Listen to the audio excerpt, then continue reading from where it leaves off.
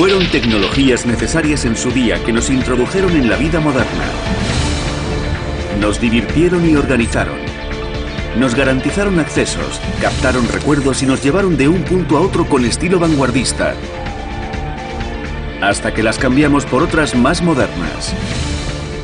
La tecnología cambia rápidamente. Pero algunas merecen ser recuperadas. ¿Se siguen fabricando discos? No nos encariñemos mucho porque lo nuevo pronto será viejo. ¿Siguen fabricando CDs?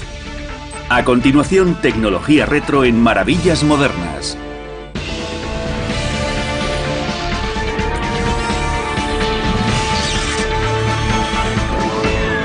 Maravillas Modernas, tecnología retro. No hace mucho estas reliquias formaban parte de nuestros juguetes favoritos. No podíamos vivir sin ellos. Son objetos que relegamos con reticencia a los áticos y garajes. Productos que parecen primitivos, pero que en tiempos fueron nuestra conexión con el mundo exterior. Sin importar las innovaciones, siempre recordaremos aquellos artículos que nos llenan de nostalgia. ¿Se acuerdan del voluminoso tubo de rayos catódicos de las televisiones y de su incómoda antena? Desde los años 40, este icono fue el pasaporte al mundo de la noticia y la distracción. No teníamos que pagar por nada, la publicidad lo hacía todo. No teníamos una caja llena de cables ni antena de satélite. Para conseguir una señal de televisión gratuita no hacía falta más que una antena en el techo o una de cuadro que poníamos encima del televisor. El tubo de la tele era grande y pesado y tenía una pantalla bañada en plomo que protegía al espectador de los peligrosos rayos X. El tubo tenía un cátodo que era un filamento calentado. Estaba situado dentro del tubo de cristal al que se le había hecho el vacío. Producía un chorro de electrones que formaban un haz y que chocaba contra la espalda de una pantalla recubierta de fósforo para que se iluminara. En los televisores, un electroimán guiaba el haz produciendo 525 líneas horizontales sobre la pantalla. Primero eran las líneas impares y luego las pares las que producían la imagen. El ciclo se repetía 30 veces por segundo. Este es un tubo estándar de televisión. En la parte frontal tiene una semipecera, que es un poco más reflectiva conforme pasa la luz. Por detrás es algo mayor, es muy pesado y requiere bastante espacio en una estantería. ¿Ha dicho que es algo pesado? Las televisiones de entonces pesarían de 75 a 100 kilos, así que se necesitaban 2 hombres para levantarlas. En la actualidad, una señora mayor puede coger una pantalla plana. Las pantallas de 40 o 42 pulgadas pesan de 15 a 18 kilos. La antigua señal de la televisión era analógica, y si nos parecía tan buena era porque no conocíamos nada mejor. Hoy en día la señal analógica no solo se ha quedado obsoleta, sino que se ha extinguido debido a la revolución digital con su código binario de unos y ceros. La señal analógica es una onda. Pensemos en subidas y bajadas en lugar de unos y ceros. Lo bueno de la técnica digital es que para aumentar la calidad no hace falta más que empaquetar más unos y ceros. En otras palabras, dentro de 10 años la televisión actual de alta definición será considerada de baja definición. Las emisiones de la televisión digital comenzaron a finales de los 90. Una década más tarde, la suerte de la señal analógica quedó sellada. En las tiendas de electrónica, las pantallas eran más planas. Hay televisores de plasma y de LCD. Todos son de alta definición y, por supuesto, sus imágenes son extraordinarias. La tecnología de plasma y de LCD se basa en componentes pequeños que producen imágenes de calidad superior y que permiten prescindir de los tubos. No emiten rayos X, por lo que no se necesitan cristales gruesos. Pero no debemos olvidar todavía las antenas de cuadro y los tubos antiguos.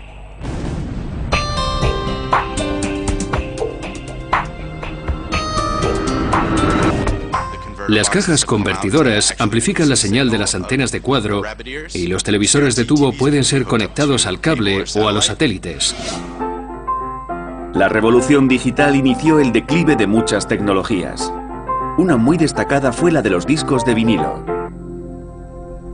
Desde la década de los 50 a la de los 70, para los quinceañeros americanos no había posesión más preciada que una buena colección de vinilos. Y los tocadiscos están presentes en nuestros recuerdos más queridos. Quizá ustedes o sus padres se enamoraron con la música de alguno de ellos. Más tarde, las cintas de cassette compitieron con los discos. Pero fue esta pieza de plástico con información codificada digitalmente la que hizo casi desaparecer el antiguo disco. A mediados de los años 80 se dejaron de producir vinilos. Pero la historia nos enseña que todo lo que da vueltas vuelve a nosotros alguna vez. Después del cambio de siglo, los aficionados han vuelto a escuchar el sonido producido por una aguja sobre un disco. Rainbow Records de Canoga Park, California, ha estado produciendo discos de vinilo desde 1955. En aquel tiempo fabricábamos de 6 a 8.000 discos al día. Durante los años 60 la producción aumentó mucho y llegamos a los 30 o 40.000 discos al día. Pero la cumbre fue en el año 77, cuando murió Elvis. A los 3 días de su muerte fabricábamos 60.000 discos por día, 7 días por semana. A finales de los 80, Rainbow cayó a unos 8.000 o 10.000 vinilos al día. Pero gracias a los leales entusiastas y a los ávidos coleccionistas, los discos no se extinguieron. Hoy en día está ocurriendo algo interesante. Ahora producimos cerca de 25.000 al día, 6 días a la semana. Desde luego el vinilo ha resurgido. En la producción del disco de vinilo intervienen la ciencia, la mecánica y el arte. La nueva tecnología contribuye en los métodos de fabricación modernos, pero la estructura básica sigue presente. La grabación de la música se hace pasando las ondas a cintas magnéticas o a medios digitales. Esos sonidos son introducidos por medio de una mesa giratoria y una punta recubierta de zafiro graba un surco espiral sobre la superficie de un disco de aluminio laqueado. El surco es una traducción mecánica de la frecuencia y amplitud de las ondas sonoras. Los tonos bajos producen una banda más ancha, mientras que la de los sonidos agudos es más estrecha. Seguidamente, el disco laqueado es enviado a Rainbow para ser duplicado. Le ponemos plata pulverizada y luego lo colgamos en un tanque para cubrirlo con una pátina de níquel. La capa de plata conduce la electricidad, permitiendo que la corriente pase a través de ella y haciendo que el níquel se adhiera por electroplateado. Luego separamos las dos partes y tenemos un positivo y un negativo. Los lados negativos, A y B, llamados máster, son devueltos al tanque de electroplateado para crear positivos, llamados madre. Las madres son llevadas a las estampadoras que imprimen los discos.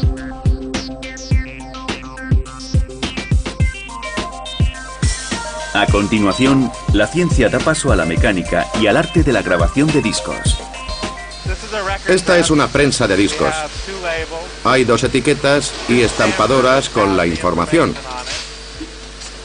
Ponemos la estampadora sobre el molde y obtenemos el lado A y el B con sus etiquetas correspondientes. Los trabajadores introducen pellets de PVC en una máquina donde se funden y forman una pasta maleable que se convertirá en el disco. El cloruro de polivinilo o PVC está a unos 165 grados y la prensa está también a unos 165 grados cuando se cierra. Produce una fuerza de 800 kilos que aprieta la mezcla. Es como si hiciéramos una torta, pero en lugar de poner masa, ponemos vinilo. Unos 30 segundos más tarde, el disco sale por el otro lado. Después de prensar y enfriar el disco, lo llevamos a la estación de recorte donde se le quitan las rebabas.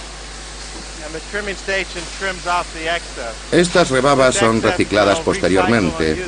Después del recorte, el disco queda terminado. Solo le falta pasar el control de calidad y ser empaquetado. En contraste, Rainbow produce unos 100.000 CDs al día en salas estériles en otro lugar de la fábrica. El mercado del CD ha ido disminuyendo debido en parte a las descargas digitales y en parte al resurgimiento del vinilo. Para algunos, los discos clásicos no pueden ser sustituidos. Ahora estamos en una zona libre de tecnología digital. Bienvenidos a The Record Collector. Lo fundé en 1974 con mi colección personal de 50.000 discos de 78 revoluciones, 450.000 LPs, 300.000 discos clásicos, 100.000 discos de jazz y otros 100.000 discos más. Las estanterías miden 4 metros. Sandy defiende los vinilos por encima de los CDs. Con los CDs se pierden muchos matices originales. Y en este caso, considero que la autenticidad lo es todo. Si no hay autenticidad e integridad, y damos preferencia a los juguetes técnicos como sustitutos de la experiencia musical, entonces estamos perdidos. Los amantes de los discos darían cualquier cosa por encontrar un vinilo incunable. Es la primera grabación completa de Carmen de Bizet.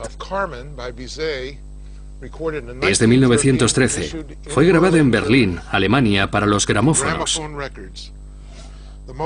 Esta es la Sinfonía número 40 de Mozart, grabada en 1926. Bruno Walter dirigió la Orquesta Estatal de la Ópera de Berlín y fue grabada en Berlín.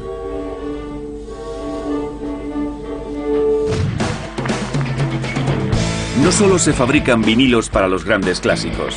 Los artistas actuales han recuperado el tocadiscos y los jóvenes descubren lo que sus padres ya conocían.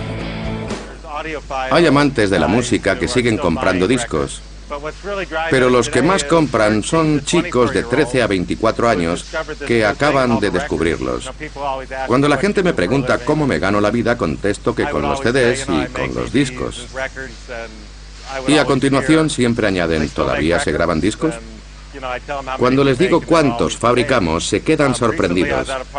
Hace poco fui a una fiesta y dije que fabricaba CDs y discos, y me volvieron a preguntar, ¿se siguen fabricando CDs? Mucho antes de la televisión y la música grabada, las masas recurrían a la palabra impresa para informarse y entretenerse. Sin embargo, el reconfortante sonido del teclado y el olor y el tacto del papel podrían desaparecer para siempre.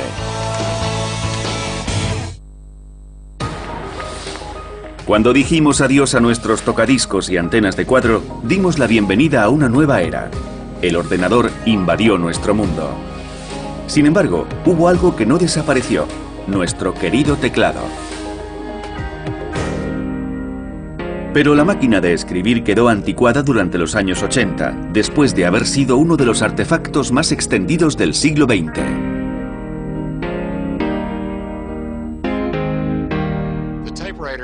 La máquina de escribir fue una revolución. Antes había que escribir todo a mano. Un mecanógrafo escribe más rápido que el más rápido de los escribanos. Y además, lo que se escribe a mano puede no ser legible para todos. La máquina de escribir llevó a la mujer al trabajo y proporcionó estructura y uniformidad al mundo de la empresa. Se convirtió en un auténtico apéndice para escritores, secretarias y periodistas. El inventor americano Christopher Scholz y dos colegas desarrollaron la primera máquina de escribir comercial en 1874. Se asociaron a Remington & Sons, un fabricante de armas y máquinas de coser, para que construyera sus primeras máquinas de escribir.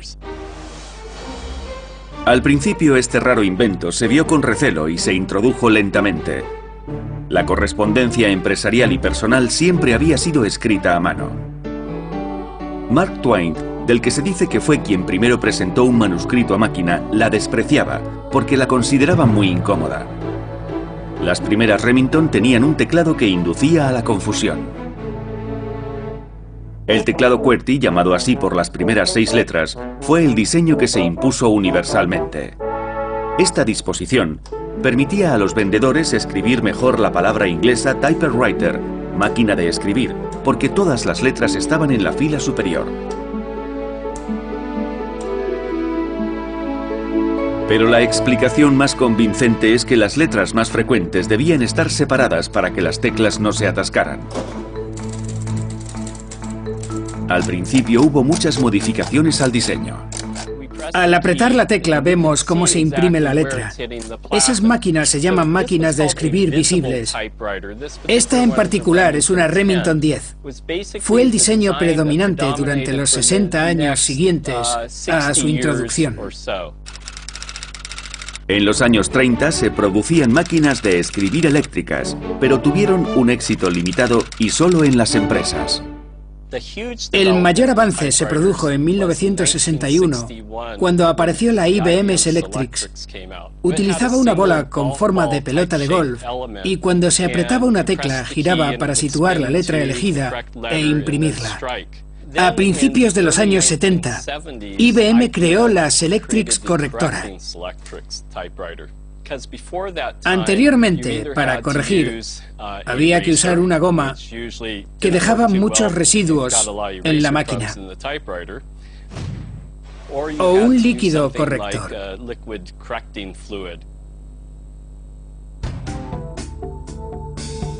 Una versión de la máquina de escribir correctora tenía un cartucho con una cinta cubierta de tinta. Otra utilizaba para corregir una película de carbón. Después del error, se apretaba la tecla correctora y luego la tecla equivocada. Para corregir con la cinta de tinta se cubría el error con una película que lo hacía desaparecer. A continuación se escribía la letra correcta sobre el error. Esta primitiva función borradora consiguió prolongar la vida de la máquina de escribir unos años más. Pero cuando aparecieron los ordenadores en los años 80, acabó la competición. La todopoderosa máquina de escribir quedó relegada al olvido.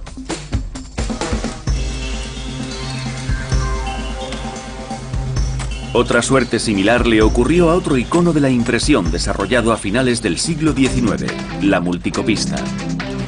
La multicopista empleaba un tambor con tinta con una plantilla de cera que giraba sobre hojas de papel.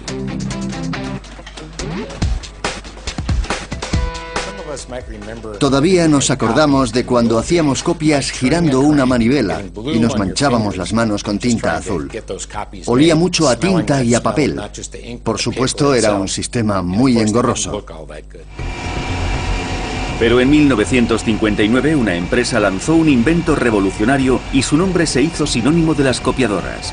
El invento que condenó a la multicopista fue la copiadora Xerox 914, que combinaba la fotoconductividad con la impresión electroestática. Con ella cambiaría la forma de hacer copias para siempre.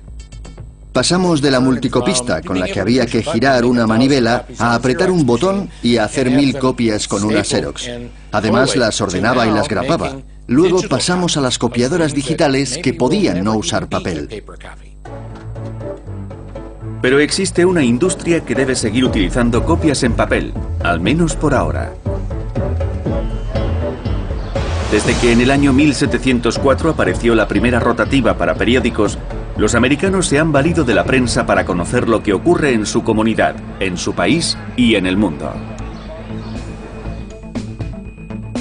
Leer el periódico tomando el café es un arraigado ritual que nos prepara para el día que se avecina. Pero después de 3 siglos de éxitos, ¿no correrá peligro el futuro de los periódicos? Los 25 periódicos americanos de mayor tirada experimentaron una caída media del 7% entre 2007 y 2008. ¿Por qué? Por la competencia.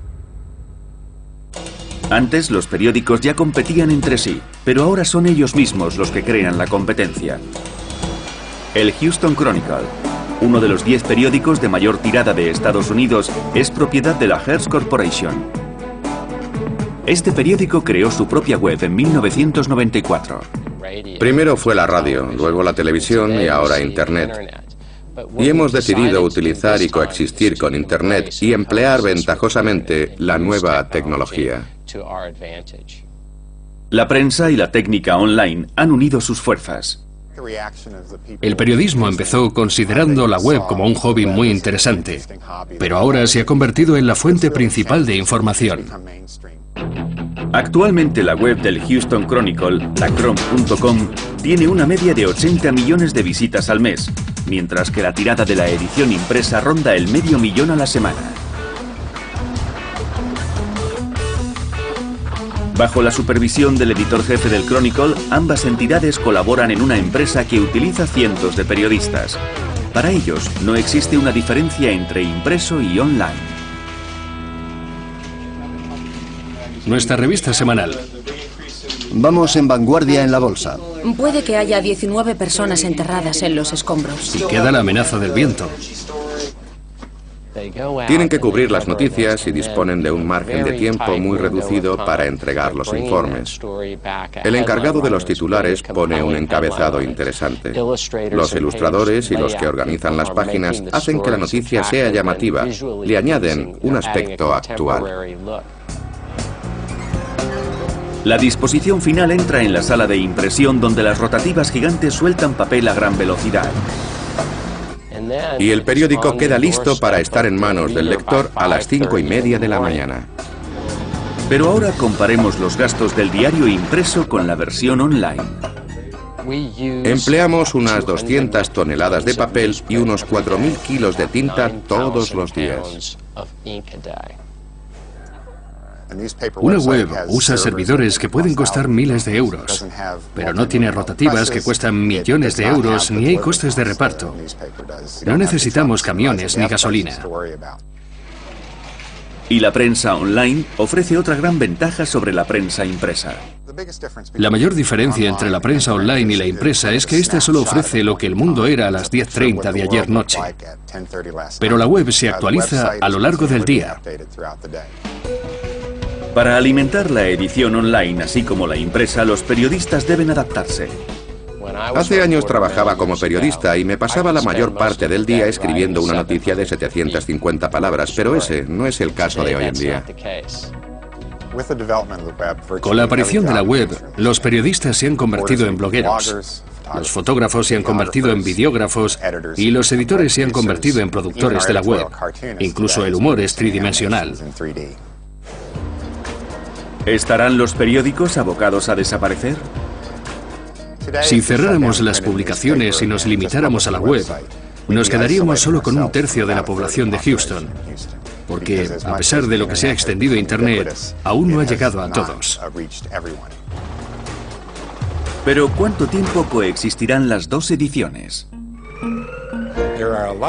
Hay muchas personas, unos 78 millones, procedentes del boom de la natalidad que leen las dos ediciones. Pero los adolescentes actuales leen más prensa digital. Estamos en medio de una revolución y las revoluciones no acaban nunca en empate. Pero siempre nos quedará algo: el crucigrama del domingo hecho con un bolígrafo. A pesar de nuestras preferencias, hay que admitir que las tecnologías de la web y las digitales se están introduciendo en nuestras vidas. Estos nuevos artilugios han conseguido que no podamos vivir sin ellos. El reproductor de MP3 ha sustituido al Discman. El Discman sustituyó al Walkman y el Walkman sustituyó al tocadiscos.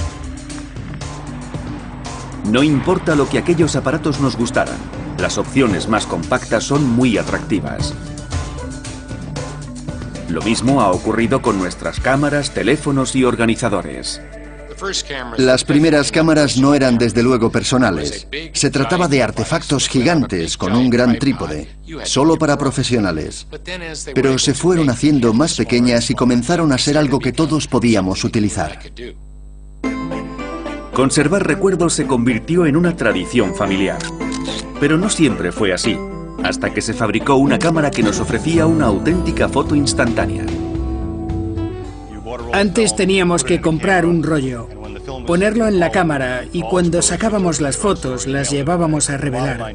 El modelo 95 apareció en 1948 y con la introducción de esta cámara y de la película Polaroid, sacábamos fotos al momento. Fotos al instante. Hoy en día lo consideramos algo corriente, pero en 1948 la Polaroid fue algo revolucionario. El usuario sacaba la foto y luego tiraba de la lengüeta. El negativo y la hoja receptora pasaban por unos rodillos que hacían reaccionar unos productos químicos de la hoja receptora. Los rodillos distribuían los compuestos por el negativo, iniciando una reacción química que revelaba la imagen. 90 segundos más tarde se quitaba el negativo y se desechaba. En 1972, Polaroid introdujo la SX70, que revelaba fotos sin lengüetas para tirar de los negativos. No hace mucho usábamos cámara, teléfono, directorio, calendario, aparato de música y ordenador por separado. Pero actualmente el mercado está inundado de juguetes multiuso que caben en la palma de la mano. Las versiones anteriores quedan obsoletas. La Palm Incorporated de Sunnyvale, California, fue la abuela de todas estas herramientas, ahora imprescindibles. En 1997 produjimos la Palm Pilot. Fue una revolución en el mundo de los ordenadores móviles, porque nos permitía introducir información directamente sin un teclado normal. Se basaba en una interacción tipo pluma para escribir letras, pero forzaba a aprender una forma específica de escribirlas. A pesar del esfuerzo requerido por parte del usuario, este libro de direcciones tuvo un éxito sorprendente y fue conocido popularmente como Personal Digital Assistant o PDA, independientemente del fabricante. La Palm Pilot original guardaba nuestros contactos y notas. Era una calculadora básica y organizaba toda la información con una mágica Killer App que estaba sincronizada con nuestro ordenador. De esta manera, la información quedaba protegida. Mientras la Palm Pilot organizaba nuestra vida, el teléfono móvil nos mantenía en contacto con el mundo. Para los estándares actuales, las primeras versiones eran muy caras, poco fiables y con un extraño aspecto, pero nos brindaban una gran libertad. Si teníamos uno de esos aparatos nos sentíamos genial. La evolución de los móviles hizo que los teléfonos antiguos quedaran obsoletos, desde los modelos giratorios y de pago hasta los teléfonos para coches. Se predijo el fin de los cables telefónicos, la piedra angular de la comunicación moderna que nos había servido también desde los días de Alexander Graham Bell. Hoy en día el móvil es un organizador, un ordenador y muchas cosas más. Se le llama smartphone o teléfono inteligente.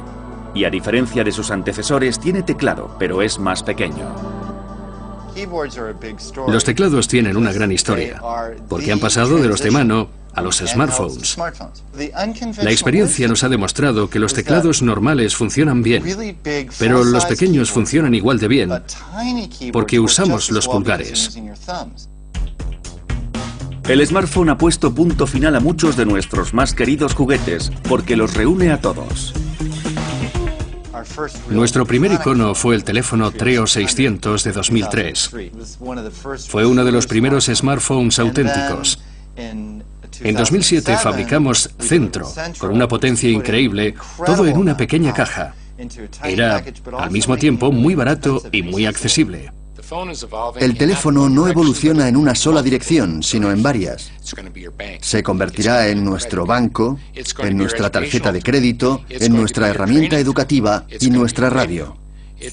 Será nuestro llavero. Podremos comprar con él, viajar en avión y comprar un billete en el próximo vuelo. Está evolucionando en múltiples direcciones de una manera inalámbrica, gracias a que el teléfono es cada vez más y más inteligente. ¿Esas ventajas harán que el contacto cara a cara quede obsoleto? El mayor problema es que los usuarios no siempre son lo bastante inteligentes. Nos hacemos adictos y olvidamos que hay momentos para conectar y momentos para desconectar. Los chips de ordenador que controlan nuestra información son los mismos que controlan dónde vamos y cómo. Y aunque algunos se vuelven obsoletos, nunca pierden su estilo. Todos recordamos nuestro primer amor y nuestro primer coche. Para algunos fue lo mismo. Y pocos aficionados al motor sienten más pasión por su coche que los amantes del Mustang. Los conducen, pulimentan y hablan de ellos con otros entusiastas de los Mustang clásicos. Sin embargo, bajo el capó de sus coches encontramos una tecnología anticuada. Estos coches son dos Shelbys. 1968 KR500, 2009 GT500. Vamos a mostrarles la diferencia de tecnología entre el ayer y el hoy. Empezaremos con este KR del 68. Abrimos el capó y aparece un motor normal de carburador, el 428 Cobra Jet. Hasta la década de los 80 la mayoría de los coches empleaban carburadores en los motores. Se recogía aire del exterior, pasaba por un filtro y entraba al carburador. Pisando el acelerador se regulaba la cantidad de aire y de combustible que entraba en la cámara de mezcla. La válvula de mariposa dosificaba la mezcla de aire-combustible que entraba en el motor. Y este es el de inyección. Cada cilindro tiene su inyector. Hay una corredera de combustible y un tubo ecualizador. Y este es el cuerpo del acelerador. Aquí está la bomba de presión ecualizadora de combustible. ¿Qué ventajas tiene este sistema de inyección de combustible tan complejo? Este coche gasta 9,5 litros a los 100 kilómetros y este otro de 15,5 a 19,5. Eso se debe a que el combustible que no se quema sale por el escape y forma humo. Y la gente dice, me gusta, es antiguo. Con los modernos no huele nada, porque su ingeniería es perfecta. Queman hasta la última gota de combustible. Y eso es bueno. Pero podemos trabajar con coches viejos. Con los nuevos se necesita ser ingeniero y tener un banco computerizado. Un caso más de la mecánica contra la computerización. Para algunos los ordenadores no podrán sustituir nunca el rugido de un motor y el olor familiar de su tubo de escape. Pero no solo las partes internas del coche necesitaban un cambio. Los parachoques y la pintura han evolucionado también. Pensemos en las autopistas actuales repletas de esos dinosaurios de pintura al plomo y parachoques de acero. Algunos ingredientes interesantes de la pintura son virutas metálicas y escamas de pescado. Se añaden para dar una apariencia iridiscente. Antes la pintura tenía plomo, ahora tiene agua. La carrocería y los diseños del parachoques han cambiado para reflejar los gustos personales y adaptarse a la seguridad. Durante los años 70, cuando comenzamos a preocuparnos de la seguridad, comenzamos a usar los parachoques de 5 millas por hora. Cuando se introdujeron en los coches de la época, eran muy poco atractivos. En los años 70 usábamos parachoques que absorbían los golpes y, al mismo tiempo, empezamos a poner goma a los cromados de los parachoques, algo que más tarde se convertiría en un estándar, mucho caucho sin cromo. Este es un Mustang de 2006. Se nota el parachoques de fibra de vidrio, a diferencia de los de cromo sin goma. Todo ello forma parte del diseño del coche. Pero antes de que podamos disfrutar de la inyección y de los dispositivos de seguridad de nuestro coche, hay que entrar en él. E incluso hasta eso ha cambiado. Han desaparecido las puertas metálicas y la llave de arranque.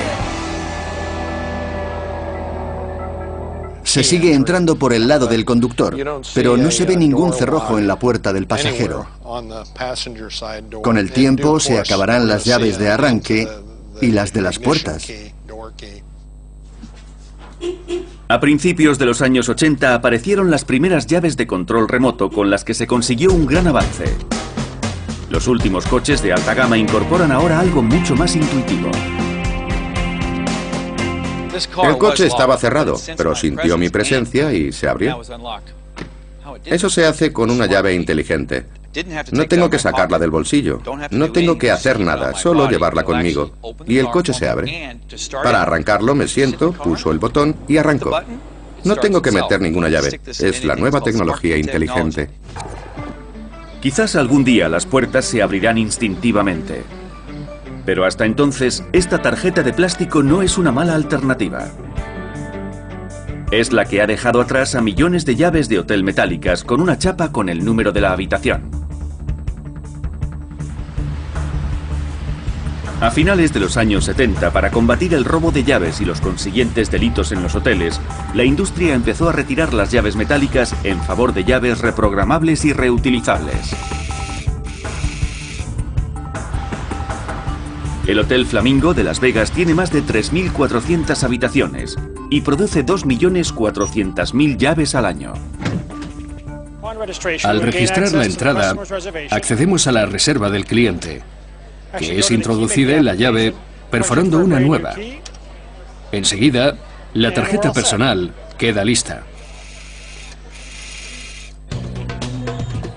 El ordenador codifica la banda magnética de la tarjeta con la fecha de entrada y la de salida, así como el número de acceso a la habitación.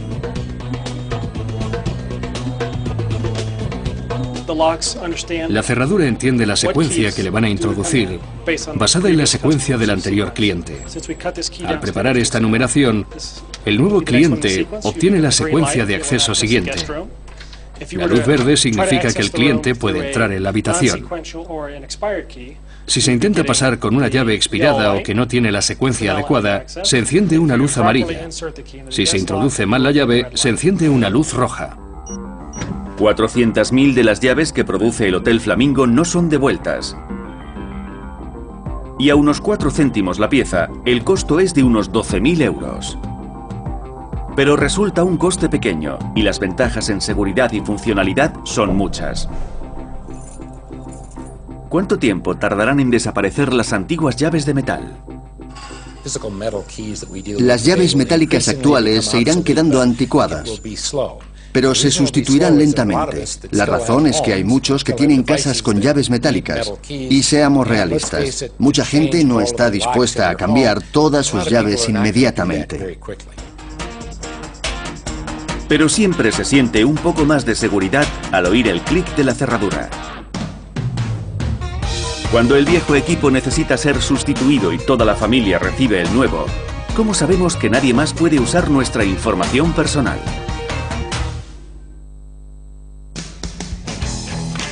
Si nuestra música y vídeos favoritos quedaron en formatos anticuados y los antiguos aparatos se llenan de polvo, ¿es que hemos tenido mala suerte? No. Existe una forma de conservar nuestros tesoros en formatos más actuales, utilizando un hardware y un software de transferencia. Todos conservamos cintas de VHS o de cassette o discos viejos, pero ya no los oímos. Los equipos de reproducción necesarios están desapareciendo. Por eso se nos ocurrió usar una tecnología de transferencia que nos permita volver a escucharlos. En resumen, se parte de un formato analógico y se cambia a otro digital. De esa manera, la vieja escuela se encuentra con la nueva. El LP Dock es la forma más sencilla de pasar la música de los antiguos vinilos a formato digital. Graba un archivo WAV que luego se puede procesar en el ordenador o, si se prefiere, en un iPod. Pero algunos usuarios podrían sentirse incómodos con la nueva tecnología y se ha conseguido que sea tan sencilla como instalar un software en el ordenador y seguir unos pasos muy simples. En cuanto hago la grabación, ya puedo escribir el nombre del artista, el del álbum y el título de la pista. El convertidor de cassette a formato de ordenador funciona de un modo similar. Una vez está aquí, ya puedo tirar la cinta porque la he guardado en formato digital. Pero no todo es sonido. Seguro que todavía guarda cintas viejas de VHS con sus películas favoritas. Con un convertidor de vídeo a PC, ya puede conservar toda esta información. Podemos coger los antiguos vídeos y ponerlos en un lector, luego los pasamos a un DVD o a un portátil. Podemos revivir nuestras viejas grabaciones por medio de un ordenador. Pero ¿qué ocurrirá en el futuro cuando este nuevo ordenador se quede antiguo? Tendremos que decir adiós a todos nuestros queridos cacharros electrónicos. Podemos guardarlos en el cajón o tirarlos a la basura. O responsablemente llevarlos a una empresa de reciclaje como eWaste Center de Commerce, California.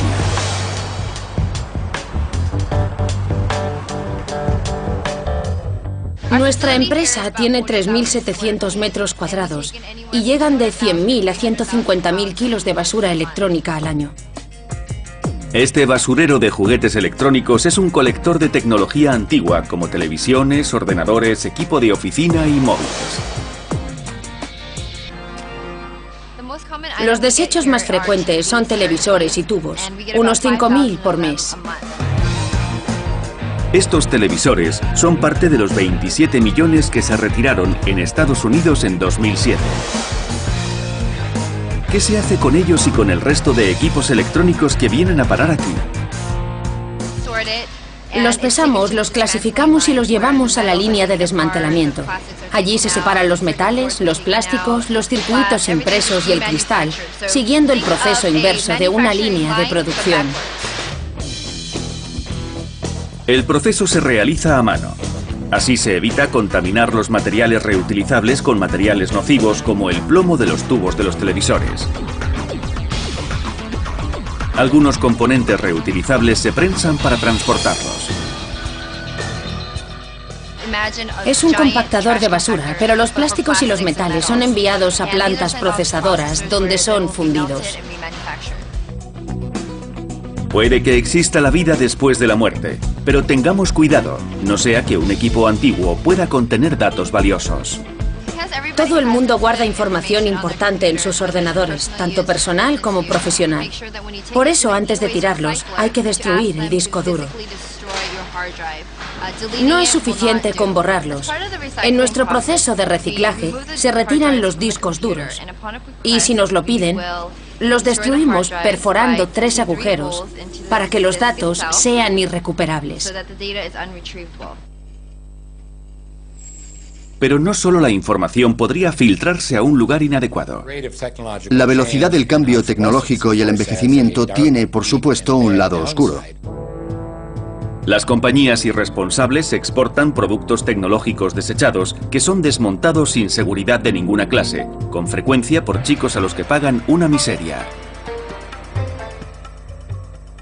Hay muchos que se llaman a sí mismos recicladores. Mandan la basura electrónica a países sin desarrollar, donde no tienen leyes laborales y medioambientales apropiadas. Allí hay muchos pueblos que queman los circuitos impresos e inhalan los humos tóxicos y luego arrojan los residuos al agua y al suelo. Sin embargo, otros recicladores como nosotros empleamos compañías que poseen una alta tecnología para manejar materiales peligrosos. Con una tecnología que evoluciona a tal velocidad no permaneceremos mucho tiempo con nuestros televisores y móviles actuales. Sus días están contados. Nuestros portátiles y nuestros lectores de MP3 estarán obsoletos en 10 o 20 años. El cambio no va tan deprisa, pero está acelerando. Prepárense.